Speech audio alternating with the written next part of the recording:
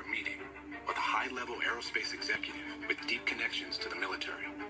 All of a sudden, out of nowhere, I had an opening. And I just go, I am not naive to this subject.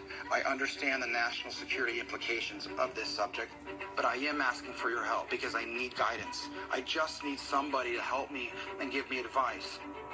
And he leans back and he goes, okay. That's when my life changed completely. Soon, DeLonge was covertly communicating with powerful people, including General William McCaslin, the former head of a billion-dollar Air Force research lab, and John Podesta, the former presidential advisor who once said his biggest regret in the White House was not releasing the government's UFO files. Tom called me out of the blue, sort of, who is this fellow and why is he calling me?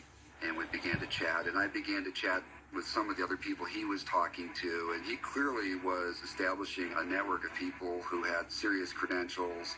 There are people like me who see this as an incredible mystery and enigma that needs to be resolved. DeLonge says they were all part of an elite group of high-ranking officials dedicated to UFO disclosure, but they wanted to remain in the shadows. Do you think there's a way over time that we can open up some of these discussions, declassify material? We ought to be serious about investigating what's going on. Other countries have done that. Other countries have declassified the information they've had. He's one of the most tenacious individuals I've ever met. He got to the highest levels of the U.S. government, to include Podesta. Hello, South L.A.! But in October 2016, on the eve of the heated presidential election, DeLonge was thrust into a media storm. WikiLeaks released more emails. The result, it appears, of massive hacks into the National Democratic Committee, private email account of Clinton campaign chair John Podesta, and who knows who else.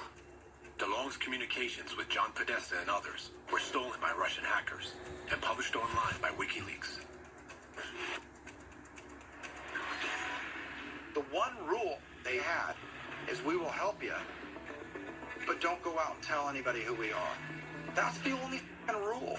Overnight, DeLonge found himself at the center of the decades-old debate about UFOs. I think a lot of people thought that Tom DeLonge was being used, was being used as a tool. They'll tell him some stuff that's not true, and it'll be a diversion, and we'll fool the Russians or fool the Chinese. George Knapp is an investigative journalist who has reported extensively about UFOs. I'm just going to ask you point blank. Is Tom DeLonge being controlled by a small group of powerful insiders? No. No, I think Tom DeLonge has plotted out his own course. He's got some really good advisors who are not part of the government. All of these events that have happened are because Tom DeLonge used shoe leather, knocked on doors, made phone calls. What Tom has started in the last year is unprecedented, I think, in the history of the study of this field. By the fall of 2017, DeLonge had assembled his team. Thanks for joining us live today. Then he learned the head of the Pentagon's secret UFO program had resigned in protest and wanted to join forces. It was Luis Elizondo. It was the guy that I wasn't supposed to know his name ever. It was the guy that worked at the office of the Director of National Intelligence. And they said, but there's one other thing.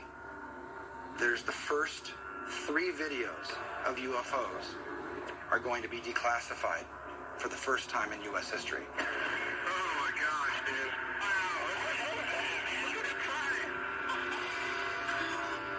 Coming up on Unidentified. I was at Area 51 talking to some guys there, and I said, you guys ever see anything really strange? And much to my surprise, these guys said, yeah, we've seen some really strange stuff here at night.